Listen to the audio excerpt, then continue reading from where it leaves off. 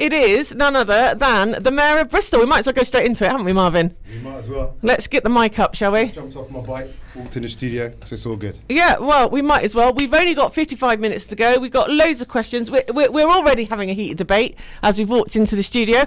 I think we need to carry that debate on. Okay. Marvin wants to talk about racism, and I think we should. Why not? Let's talk about it. It's obviously a subject that's extremely close to your heart. We grew up experiencing it. You grew up experiencing it. So I'm just asking if you were going to ask about it, that's all. No, you obviously are very, very keen to talk about this subject, and that's fine, because I am too. Keen to talk about it? No, it's of course I am. I've been brought up in St Paul's since I was 11 years old. I've lived and worked in this community and have seen such outrageous treatment of the black community that it is a subject that, of course, is extremely close to my heart. And I don't want to, I of course I want to address it. Institutionalised racism is a problem that's an epidemic in this country. So how do we go about, where do we start? Where do we start on a subject like this, Marvin? Well, we start, it's an incredibly complicated issue, obviously, but it's simple in many ways as well. But we start by setting out to have inclusive economic development and acknowledging that there's an issue. And understanding it in its context as well. And that when we talk about it in Bristol, when we talk about the drivers of inequality, we're talking about where issues of race and class hold hands, are not the same but are inseparable. And we talk about a country that has among the lowest levels of social mobility in the OECD, which is a network of industrialized countries.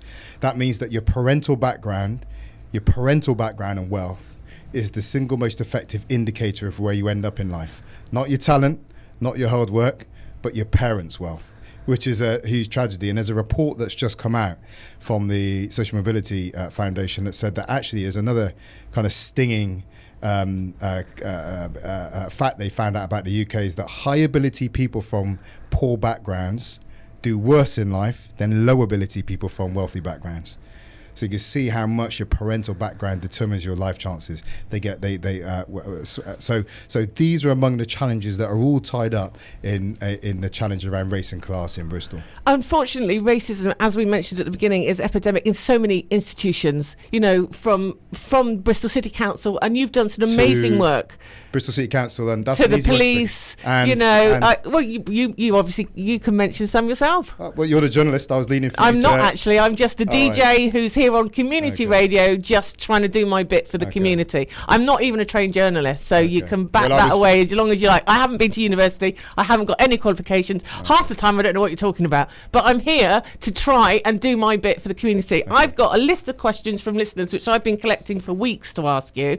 It's not about me and it's not about you. It's about our listeners. So why don't we go in and just talk about their questions? If that's what you like to do that. It's good to have you here, Marvin. No, he's not going to shake my hand. Oh, it's getting very hot in here. I just put my hand out to shake you. Oh, I didn't realise. Sorry. You're on the other side of the don't say there stuff like that on here. I'm standing here. You put your hand out towards your keyboard. It's all very hot and yes, exciting in here today. It's good to have you back anyway. Third time you've been in the studio. Last time you were here, it was 40 degrees in the studio. It was very hot. It was ridiculously hot, wasn't it? Have you got the aircon sorted now? No, not yet. Can you believe that? You will kick up a fuss about that. You a member of a union?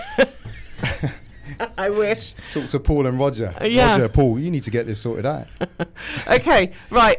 We're just going to go straight into questions from our listeners, if that's okay, because that's what we're here to do today.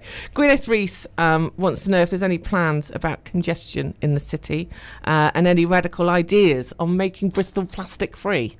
Congestion. Well, we've set up a group called, is what it says on the tin, the Congestion Task Group. I think one of our challenges is that we need to get genuine expertise around the table, and that means not just talking to council officers. The Congestion Task Group that we've had set up is about tackling congestion with an evidence base. And that has university people involved, council officers, transport experts as well. And that's where we are generating these ideas. So, for example, we are looking at the moment, we've run a pre-feasibility study, as technical as that sounds, but it means taking an early look at whether we can build an underground system for the city. Oh, wow, that would be amazing. We know we need a chapter change in the way that we provide mass public transit in the city. So it's like London. Some of it would be underground, some of it overground. Actually, the first review came back positive in that it is possible. We, on Monday at the combined authority meeting, we got another couple of £100,000 to do the further study now to look at the very specific business case of doing that. So that's not an immediate deliverable, but what it says is that we have the scale of ambition to give us the chapter change in transport we need. So things like that, are afoot as well. We're introducing a no idle roadworks policy to make sure that people dig up our roads are working with a sense of urgency. As a driver myself, it's a real frustration when you pass a roadworks and there's no one working on it. We need to get on top of that. Eastern Way was blocked off for I don't know how long, a little while ago. So there's all sorts of activity going on at the moment. As well as I would say, looking at our digital connectivity, so that it's not just about people moving to opportunities, it's about opportunities moving to people. Because we have to look at the movement both ways. So if people can access services and employment from nearer to their home, that obviously then we reduce the need to move around the city and the blockages on our roads. I get that. And kind of linked to that question, and which was a very popular question from Katrina Rose. After a horrendous journey through Bristol rush hour traffic last week, I want to ask Marvin about the levels of traffic in Bristol. One of the recent successes we've had is that we're going to have 110 biomethane buses in the city with the infrastructure as well. So just to clarify, biomethane means it's not diesel, it's clean energy. And brilliant. So, and we'll have the infrastructure on Lawrence, which actually is the game changer, I'm told. That when you've got the fueling station put in, then you can up the scale. So we got good money for that. Those buses are being introduced. So there'll be, the air quality much higher. And in fact, just this morning, when we talk about air quality, I was talking to one of our lead officers about the aim to have 100% of our buses on what might loosely called clean energy. And actually what we're also exploring is, could we support the whole taxi trade in the city to move over to clean energy taxis so they're not diesel. But what we must respect is that many of the taxi drivers are small businesses. We can't just turn up and say, would you go out and spend 45 grand on a new car? Of course, we would have to find the financial support to help the transition. But that's something that we're exploring right now. It's a shame, isn't it, where I know so many people would like to move to electric cars, but the cost is just not feasible. So, it's a real shame. Okay, William Quick has a question here for you. It's quite long, so bear with me. I'll bear with you. Marvin, bear with William. Well, I hope so.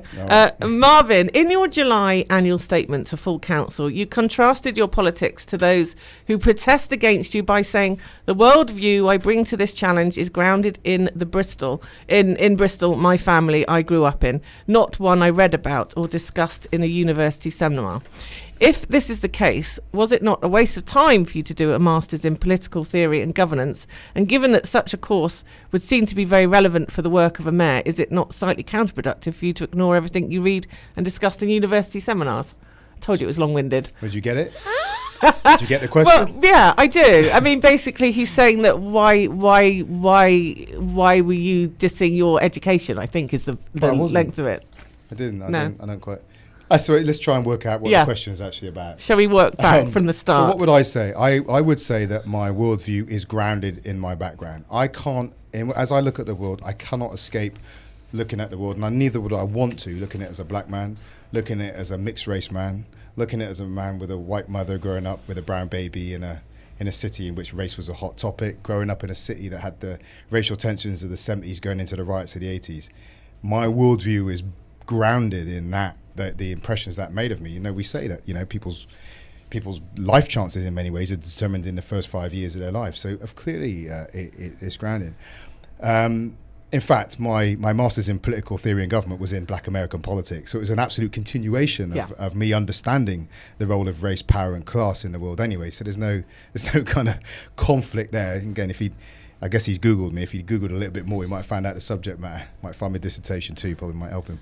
But I think what I was contrasting was something I think has come to characterise some aspects of activism in the city at the moment, is that people who have lived quite comfortable lives and quite privileged lives are trying to co-opt the story of the poor. And everyone now talks as though they're on the margins of society. Everyone wants to be alienated. Everyone wants to hold power to account because they have no power. And I have people talk about holding power to account who I consider to have considerable power.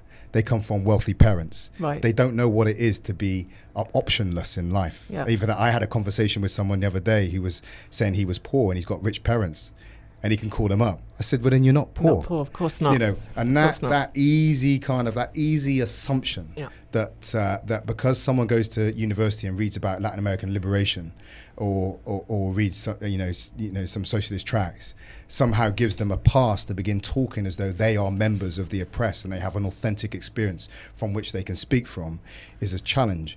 And I think where I was challenging with that as well is that there's an odd dynamic when I, as a kid who grew up in the circumstances I grew up, still with 7 brothers and sisters out across the city with a mum on a substandard pension, still lives on Stapleton Road, is somehow held up of people who have grown up with all the privileges of their race and their class in this country, and then hold me accountable for the oppressive neoliberal economic system that they claim to be fighting against, when actually the pensions their parents get probably still pay them out from that neoliberal system. So I struggle with that contradiction and that lack of self-awareness.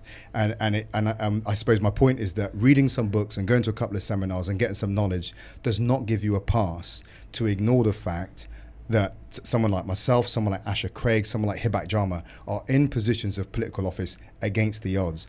And actually being in political positions of political office do not in themselves make us powerful people. Because if we weren't here, we'd still just be black people in the country, all right? And that lack of self-awareness is something I find very troubling among some aspects of what is passing as political activism in Bristol. Okay, we've got to take a break. Absolutely loving that track. That was, of course, Damon Marley and a track called Riot. Yeah, you see, you nearly messed me up, you see. It's hard doing all of this, controlling a live radio show. Do you miss being on the radio? I love being on the radio. It's I've got cool, unfinished business with broadcasting. Obviously, I used to be a broadcast journalist, as you know. And you also used to broadcast here at Ujima. I did. I used to have a show with Mr. Ian Quaife. Right. We used to call it Back of the Envelope. And that's because we used to put it together on the back of an envelope on Saturday. Phone him up on Saturday night, say, what are we doing tomorrow? That makes sense now why he was, there was, Ian Quaife put some questions on Facebook to ask you about how you managed to keep so fit. I didn't realise he knew you. So that now makes sense. So I decided not to ask you that question. Sunday mornings, I used to get in early, set it all up, and he just used to turn up as a showboater and ride the wave of all my technical ability on the I know that one only there. too well. That's why I'm sat here on my own now. Okay. I used to be on BCFM as well, to balance it out. I love BCFM. Yeah. BCFM are great. A big hello to Pat Hart and everybody. Absolutely. Yeah. No, they're great. They're great. It's our sister station, you know, community stations. Community media. I have some questions about community media later on as well. So we'll do that in a minute. So Neil from Easton says, ask Marvin, who holds real power in the city? This is what he wants to know. Is it just the council? That will lead it. Oh, yeah. Basically, that's it. Sorry. Oh, no, of course. No, not by any stretch. In fact, I love that question because I am desperate for people to ask that question. Operation Black Vote a number of years ago ran a session in Birmingham called Who Runs Birmingham? So there's stuff that's on the face of the tin. You think, you know, the council has a big spend, you know, it's £1 billion a year, but we do not have command and control over the NHS. You know, they're accountable to London. There's a massive presence in the city about who gets services, what services are commissioned, but also how they manage their estates, who they employ, how they contract and so forth. The police is under Sue Stevens. Our 2 universities are huge. Tens of thousands of students in the city, 6,000 students alone at University of Bristol. Impact on housing. And you've got the unintended consequences of what we do as well as direct delivery, but the impact we have. Obviously, we have a huge private sector in the city that shape people's lives. In fact, I would suggest that most people don't really come into contact with the city council. What they come into contact is with bin collection and road management. But beyond that, their lives live pretty independently of the council. And then you would talk about the way power actually works. So we started off talking about social mobility. Well, that's not necessarily anything to do with particular institutions. That's about social standing, whether you're talking about race, class, gender, disability, the way sexuality, or the way all of those things position people's ability to influence and shape the world around them. So it's a real mixed picture, and the political office is only one of those. If I can tell a very immediate story about mayors, one that really struck me. Again, let me go back to that first master's that apparently contradicted my birth years. But my first master's Black American politics, and I always remember the story of the first wave of African American mayors. Now, there had been African American politicians, but specifically some of the mayors in the 70s. And the fight was to get the vote. The fight was the Civil Rights Act. And then you got your first African-American politicians. And that was believed to be the path to liberation. And it wasn't. One, because there were all sorts of other powers shaping African-American standing within the country. But also what mayors found was they got elected on the promise of tackling inequality. And then the big industrialists in the town would turn up and say, congratulations on getting elected. But if you go ahead and implement all these workers' rights legislation, I'm going to take my factory to another city. So your option is stay with what it is or mass unemployment. So there's, when you get into another league of power, you don't get a blank piece of paper to do what you want. You just bump into lots of other powerful people who are pursuing their own agendas. So power is a complicated thing in the city. The opportunity I have in many ways is there is a mandate by being directly elected by the city, and the real mayoral power is convene and ask. If you can share a compelling vision, if you can get people around the table, you can ask them to do something. It's not command and control power, it's convene and ask power.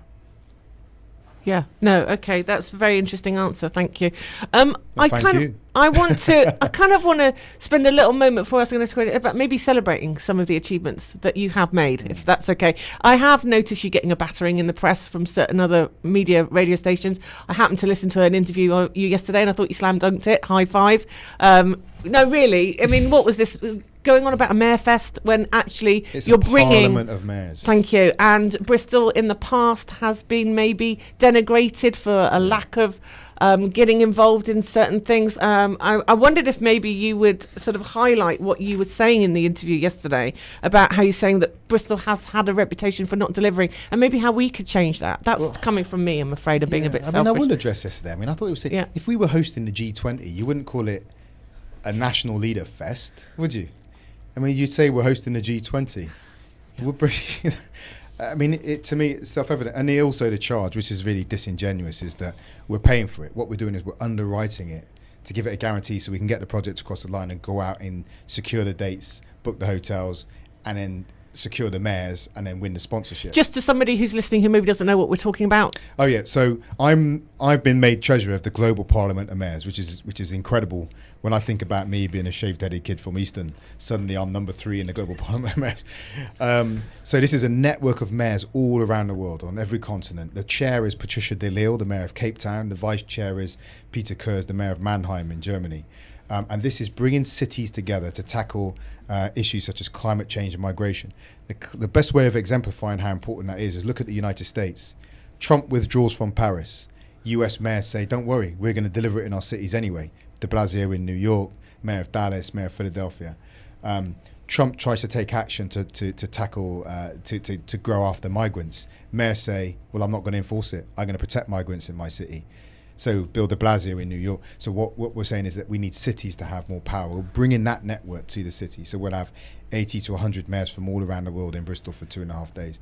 But it's not just a talking shop. What we're talking about also is opportunities to connect our businesses and our economy to those networks, as well as take good action on migration and climate change, which are 2 issues of critical importance to Bristol's future. So that's what we're doing. I thought the story was just handled appallingly. It's not a joke. It's serious politics that we're trying to get in the city. But as a city, we have struggled with a reputation for delivery. I think that's one that we have inside Bristol. We don't have a major, where's our transport solution? Where's our train station? Where are the houses we need? But it's also a reputation we have nationally as well with government that I would say is actually changing, which is critical importance. Well, I look forward to it coming to Bristol. We've got you have to come down and get some interviews with some of these mayors. There'll be some incredible people. Well, that's what I'm thinking. 80 mayors from across the world. That's going to be quite an achievement for Bristol in itself to get them all here. I think the other special thing about that is when we think about our young people in the city, you will have black mayors, Asian mayors, women mayors. This thing about who leads, we'll be able to showcase that. Think about the kids that are disillusioned, that don't see people in this UK political system, that don't see people that look like them. And then suddenly they will be on the doorstep. Absolutely. We can make this, and the coming year we're going to make this very special. We've got to do the latest headline news. I'd like to come back, ask some more questions. In particular, I think housing is probably something we would like to address, because I know they've made some vast improvements in that area as well. So we're just going over to the BBC for the latest headline news. We'll be back shortly. You're listening to The Word here on Ujima, and that was a track called Cypress Hill, Insane in the Brain. We've just taken a bit of a break for the news, and we have Marvin Rees, the Mayor of Bristol, live with us in the studio. And we have been collecting your listeners, Ujima Radio's listeners, questions to put to the Mayor over the last few weeks. We've had so many questions. Just got a text from Neil Maggs as well, actually. Oh, really? What's he got to say for himself? He won Sports Show of the Year, didn't he? He's an excellent. He's one of the best broadcasters in the city. He's a good man. He good said, man. Cypress Hill, nice, a smiley face. And the smiley face looks just like Neil Maggs. Thanks, Neil. Good to see that you're listening. He is. Absolutely love it. Okay, so we keep on with some of these questions before we run out of time. Let's see, where have I got to? Oh, yes, a very popular question for you here, Marvin. So many people ask this question. Jill Sargent from Easton is one of them. What are you doing to prevent the closure of libraries in Bristol? Well, we're doing our best to come up with a package that keeps the buildings open and making sure we have a library service. But it fits within a broader context in which the amount of money we're getting from government is not keeping up with the increase in demand. All I've asked around this debate around libraries, which is essential, and we will be putting that into the public for consultation, our proposal around libraries, which I think is a good one in the face of the challenges that we face, is that none of this takes place in an abstract. If what I've said to people, if we want to prioritise one issue, we need to say what we're prepared to deprioritise. I mean, you shared, my mum grew up in the same circumstances as you. You have a finite budget and you've got to choose what you're going to have and what you're not going to have. And unfortunately, that's where we are as local government. When we can get a change in national government that sees local government as an investment, not as a cost, then we'll have a change in circumstance. So we are doing financial acrobatics at the moment. We're also talking to community-based organisations that are wanting to take over the buildings and have multiple uses from them as well, with libraries and other services to keep those alive as community hubs. It's also worth saying as well, I was at a Labour Party meeting last night, and a lot of people were focusing on cuts, but I said too, look at what we've managed to do. We've retained the council tax reduction scheme in Bristol. We have kept all 22 of our children's centres open. One of the single most effective interventions in tackling long-term poverty and health inequalities is the Start Children Getting Life. That is an incredible achievement, because they were really under threat. It was a commitment we made and one we've lived up to, and that comes from the same pot of revenue money. So actually, I know a lot of these questions, Miranda, if I can put a challenge out, are about what's not happening. And there's not much about what is happening. I mean, we've just got £2 million put through to master plan Temple Meads train station. If we get the money to go ahead with Temple Meads train station, that's going to be a 250 million pound development. What we've already started to do is talk about how we can line up local people with the skills to get those jobs, how we can organise local businesses to contract on those. Aren't we one of the only train stations in the country, not one of the only cities without a modern train station? Yeah, it's crazy, isn't it? We've got a bid into government now to that if we get the money should come through. We'll have 2,000 houses going up on. This was my next question: is to look at the positive sides of what you've achieved. Yeah. And what's coming in the way of housing? So we're talking about services, but as I was sharing last night, the city council's role is not just to provide services; it is to provide development. It is to be a source of development of the economy, and that means getting the economy going in such a strong way that people are getting jobs and decent jobs, so that they can go home with a wage, pay the bills, feed, enjoy life. Hence, we talk about a living wage. Get the good things of life as well. So our story in the city council is not just about services, as essential as those are. They're also about avenues out of poverty, and the avenues out of poverty are good quality jobs, and that's what we're trying to deliver. Yeah, great. Okay. Is there news on the airport as well? The arena? The airport? No? Well, we are our undergrounds. If we go ahead with the underground, the first route would be to connect the city centre to the airport. Okay. And my bad. Sorry, I thought there was something. I thought there was some good news on the airport side, but there we go. Oh, you may know more than me. You've got your ear to the ground. I doubt it. I've got a question here. We spoke at BCFM, actually. Ivan Jackson from BCFM, he wanted to ask a question. Why did the mayor... It's a lot of attacking, isn't it? Okay, here we go. Why did the mayor fail to mention the state of play with the city arena? Which is why I'm asking the arena this. Just now. Yeah, during his recent state at the city address. And what is the current state of play? We now have a situation whereby Cardiff may have 2 arenas before we even have one. We didn't fail to mention it. We decided not to. if we mentioned every item of which there was no updates, it would have been a really boring speech, right? What we've been doing is we've had a company come in to look at the arena, because the first one came back with the most expensive arena in the UK, which we were not going to deliver. I mean, that's not value for money for the city. So we went to the second place company. They took it on.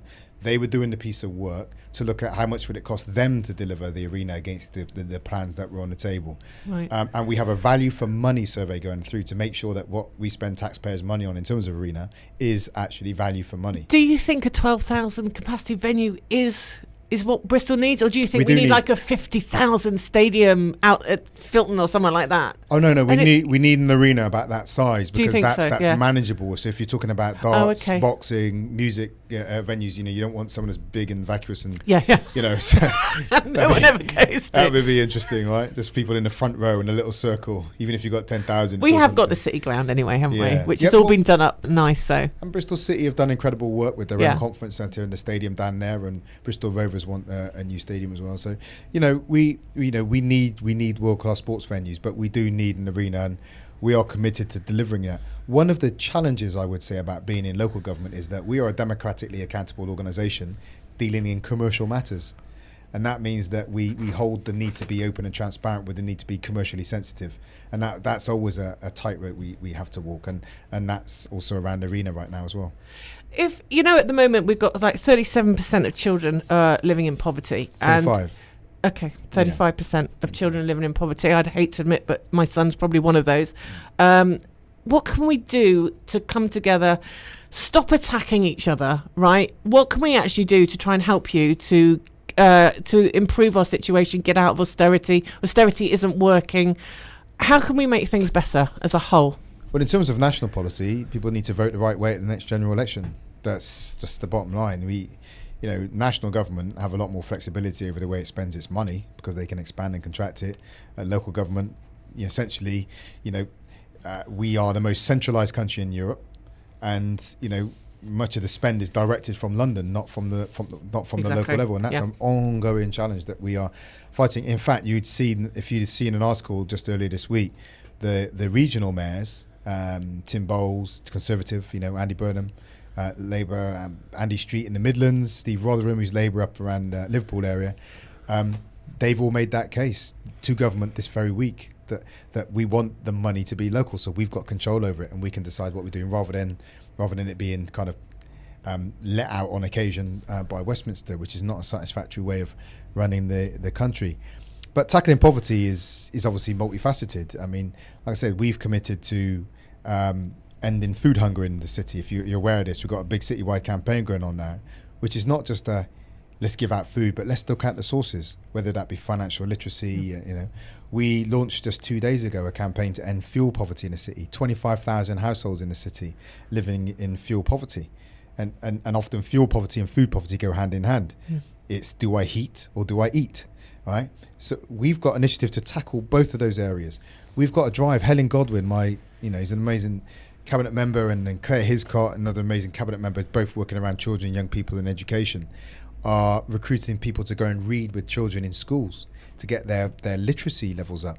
That is one of the most effective ways of transforming a young person's life chances and their life trajectory. My escape from poverty came through education. But this is why libraries are so important, why people are so... But there is another question, how do we provide the services library? I mean, I'll be frank, we had a chat last night. I didn't go to a library growing up, and if you went to a working class area, would you see long lines of working class kids outside the library? We've got to look at many, many ways. This is why I think children's centres are so essential. Parenting skills, nutritional advice. For myself, a library has been essential for me lately because I couldn't afford a laptop. So I do my work at a library. But yes, I get where you're coming from. But libraries, the onset of the internet has made information accessible to everybody, which means education has become worldwide, which is... But they need the hardware. Then they need the laptops and the phones and so forth to access it. We've got to take a break. We've got one more break, and then we've got the last segment of the show, and then I have some questions from Ujima to ask you about community radio. So we'll be back shortly. You're listening to The Word here on Miranda FM, here on Ujima Radio. We'll be back shortly.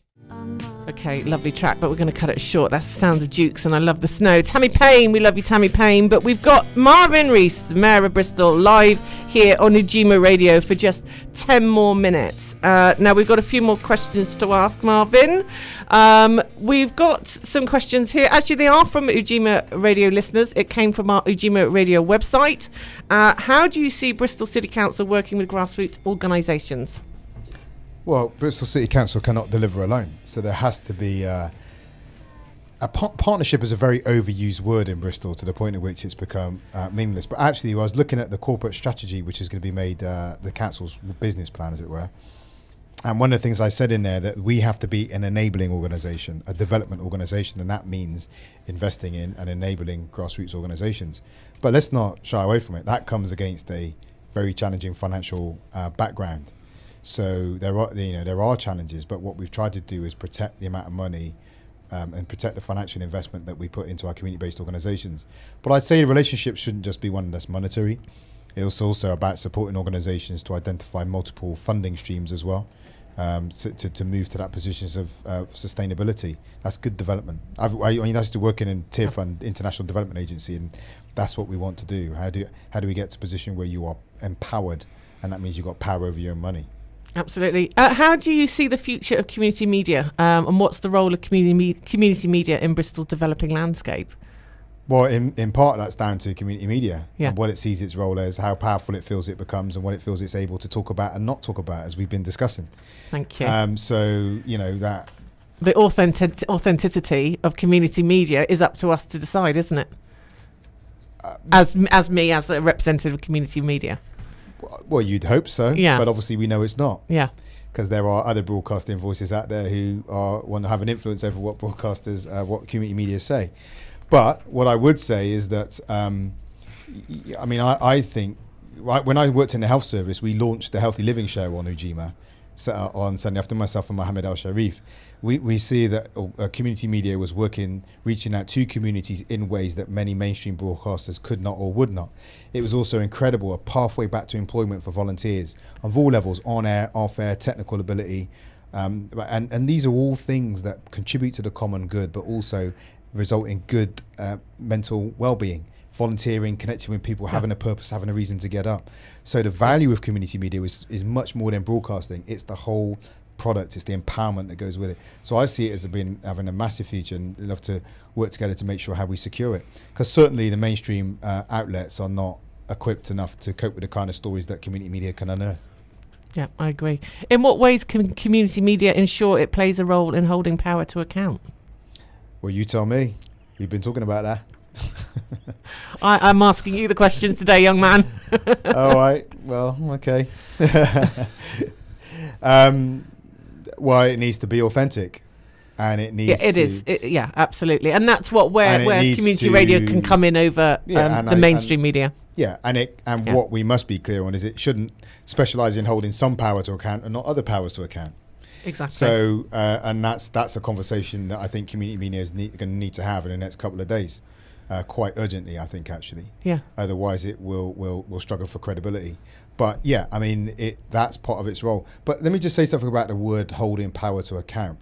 I was with Kofi Klou the other day. If you look him up, I worked with Kofi when I was in Washington. He's a kind of Pan-Africanist activist, real incredible man.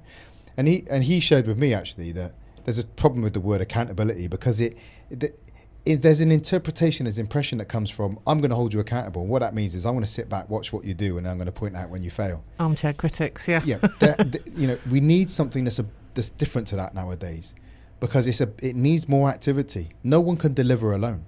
We've talked about this within the black community. We had a couple of meetings recently, and what Kofi said was, we had a room of black people in it. Kofi was saying, how can you hold Marvin to account when you haven't helped him put him in power, right? So we have to get involved in a collective act of empowering ourselves and our communities. and we are collectively accountable for what doesn't happen and what happens. Because remember, where's the power in Bristol? It is not in the city council alone. So if things are going wrong, it's not just down to the city council. Now, there's a disproportionate amount of attention paid to Bristol City Council. Now, emotionally, that may be very gratifying to criticise councillors and go on about the council, but politically, it's off target. All right, you shout at the institution, it's easy to shout at, but you're not actually getting at it. I saw that in the list of questions you sent to me. One of them was about the health service. Well, I don't have command and control power over the health service. You can shout at me about it, but that doesn't help. I've got questions about prisons. I don't run the prisons. You can shout at me about it, but it's not going to help. So it's the right tools for the right subject matter, and it's about making sure that our energies are focused in the right way at the right time. That's meaningful activism. That's meaningful political engagement. At a time when we are suffering with austerity and people are just really lost at the moment with all the Brexit negotiations, I know you, again, this isn't something you have power over, but do you have any words of wisdom or advice about how we go forward now with the Brexit? Yeah, so we are taking action on Brexit, and it's, I've shared a number of times that the Brexit Secretary has not reached out to the 10 biggest cities outside London to talk to us about what we need from Brexit, which is horrifying. So how can you be informed going into those debates or those negotiations? And what it suggests to me is that what we will get is a Brexit for Westminster, not exactly. A Brexit for the UK. Yeah. And interestingly, I think it was Liam Fox I saw being interviewed on Peston a few weeks ago, and he said, I've walked up and down the halls of Whitehall getting our position on Brexit, and that's the problem. It needs to walk around Bristol, Liverpool, Manchester, Leeds, Sheffield, Cardiff, Glasgow, all the major cities, and find out what his position on the Brexit negotiations need to be. We've got a big aerospace industry here.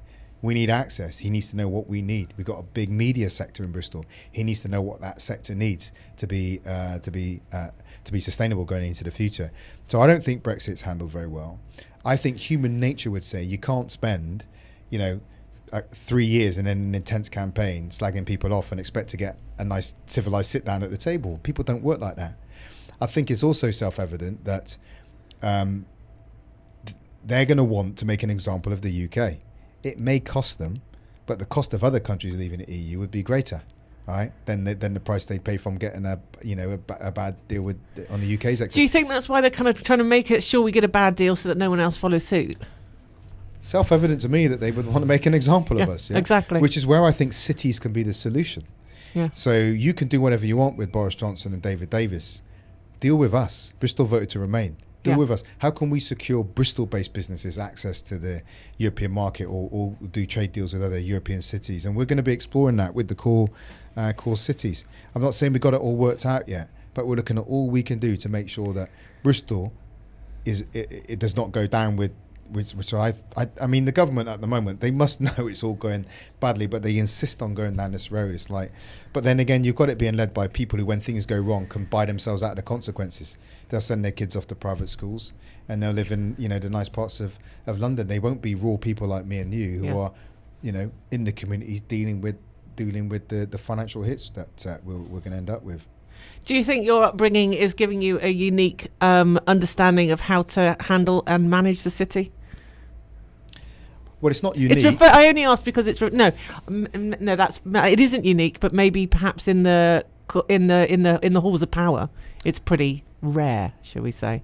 Yeah, it would be rare within the halls of power, but then we've got new people in there now. I mean, look at Asher Craig, my deputy mayor, first Rasta deputy mayor in Europe, and that's very powerful. Craig Cheney, my deputy mayor, was one of 13 children, grew up poor, if he doesn't mind me saying. My head of office, Kevin Slocum's white working class housing estate, Lockleys housing estate. There are new perspectives. Helen Godwin from working class background as well, now in the cabinet. There are new perspectives at the top table of political leadership. Now, that doesn't mean that we flick a switch and we get different outcomes. But what it does mean is that there are new perspectives at the top table, bringing a new interpretation with a whole different set of priorities. And that's important. I think, and actually I would even say that in our cabinet, there's been a lot of criticism of some other mayors who have had all male cabinets. Our cabinet is 10. We've got 7 women. We didn't choose people because they're women. I didn't put Asher in there because she's black. But the filter we bring to it, we say who's the best person for the job, and we don't filter people out because of their gender or their class or their ethnicity. And that all that stuff matters. It's something that probably hasn't been acknowledged enough, actually, about that changing nature of political leadership in the city, that I think, we could... It's actually something we've discussed a lot on the show, because we have really noticed the amount of black people and women that have come into power in Bristol, and I think it is an achievement that should be celebrated, and I think there are a lot of achievements that you've made in your short time that we should celebrate, and I, for one, am really pleased and grateful that you're on there, and I'm really, really chuffed that you came in today. Thank you very much, and I congratulate you on your show, and I do congratulate Ujima. I mean, this has been an epic project. I was actually on the board when it very first started, myself and Kevin Philemon and a couple of others, and then I went off to the US and come back, and it's gone from strength to strength. We need stations like this, and we need community people honing their skills and getting that stories on perspectives that mainly the mainstream outlets cannot get in touch with. So I'd love it if one day we could get our own news team. That would be my ambition here. I'd love it if the talent that's at Ujima was actually given a proper opportunity to pick up on some of our mainstream outlets as well. Earn some money. We've got the That'd award. be great. Even just recently, you got the award-winning Neil Maggs. I mean, he's a phenomenal talent. Why has he not been picked up? That reminds me of the days when fantastic footballers in Bristol used to leave the city to go to professional clubs outside of Bristol because they couldn't get picked up locally. I mean, Jules, you know about this, right? I just realised we've got the mystery in the studio. Right? You're right? No, he's absolutely right. It's about how does Bristol really pipeline its homegrown talent. Exactly. And often, and unfortunately, like you say, often we have to go out of town, and you know this yourself. We have to leave Bristol. We hit the glass ceiling. I understand that you call it also the glass bottom, so talent doesn't fall through and talent's not making its way up, and unfortunately we have to go out and then we come back as successful whatever we are, media, footballers or whatever, and that's such a shame. It is a real How do we shame. break that cycle, Marvin? This question. Well, we're trying to break it now. I mean, it's also about challenging those institutions that are blocking talent coming through. As, like I said, we probably could do with a bit of a conversation around that. For sure. As we know it's going on, right? For sure. But yeah, how do we make sure that people are opening the doors to the talent that is in the city and bringing it through? I mean, what happened to me, I was in Bristol, left the city, was going 100 miles an hour, a couple of master's degrees, working for a presidential advisor, came back and life came to almost a shuddering halt. Then I went off to the US. I was a Yale Award Fellow. In Bristol, it was very, very sticky progress. Yeah. In the US, I'm hanging around with Alexei Navalny. If you know Alexei, he's the guy that's running for president of Russia right now. That's my next door neighbor. So this kind of parallel reality, this parallel universe in which I existed, was incredible, and obviously ultimately became mayor. But that's one of my I suppose that story is one I enjoy sharing with people, not because I want to just say the board is not always fair. Marvin, can I ask you? You shared some of your story there. Do you think that those challenges that you faced, did they help to shape you, mold you, make you more resistant, more resilient, more determined? Absolutely. There's a proverb that says, rejoice in your sufferings, because suffering produces perseverance, perseverance character, and character hope, and hope does not disappoint. Your sufferings, they're never nice to go through at the time, but they are the things in which you find out who you are. And we were sharing earlier on that I wish I'd known. When I got to university, I used to feel intimidated by the rich kids. I was just a kid from Easton, didn't have any money, no car, no video player at home, no phone at home and all that. I used to feel intimidated by the rich kids. But I wish I'd known then what I know now. And I would have said, how much did your parents spend on your education? 200 grand? Well, I got mine for free at St. George. And we're at the same university. Wow. So pound for pound, skill for skill, hour for hour, I've done better. And I've said to young people today from some of our, more, areas of deprivation, I hate using that term, but that, when you get to university, don't feel intimidated, because you can look around and you say, I've overcome so much more to get to the same place you are right now. So actually, I've proven my resilience. I've proven my strength. And, if we reflect on that, we learn how resilient people are when they come from backgrounds like that. Now, I'm just going to push the pause button because it's just gone 4 o'clock. I've got to go to a fireworks display. But I would really love to carry on this conversation, and if you can spare 5 minutes and we can just get underneath the skin of some issues that we've just kind of touched on. All right. Miranda, thank you. Awesome. I'm out of here. Thanks, Miss Street. Thank you, Marvin. Take care. Have a good evening. So Marvin's going to hang around for 5 minutes or so. I'm getting him to commit on air, Marvin. On Yeah. Mate, my kids are waiting for me. Literally 5 minutes. We'll play one song and we'll have a quick chat. chat because I think there's some important stuff. I love Ujima, but my children, I love my children more. Right, and rightly so. And talking about children, we got some out there that would love to have a picture with you. So we'll be right back after this. Here are the ingredients. A little new school. Wise man know what he know and what he doesn't. If he's not really sure what he's saying, he don't discuss it. A righteous man walks the earth without judgment and loves his enemies enough to deliver justice. Some soul. Thinking about tomorrow, I'm wishing this day would pass. My problems weigh me down, but I know they will not last. A little R&B. In the hood, I'm good, yeah, you feel me. Came up on the block, yeah, you feel me. I'm a town chick, you gon' get the real me. We gon' jump out on her and make them feel me. And a taste of old school. I remember the times when we used to sit in the park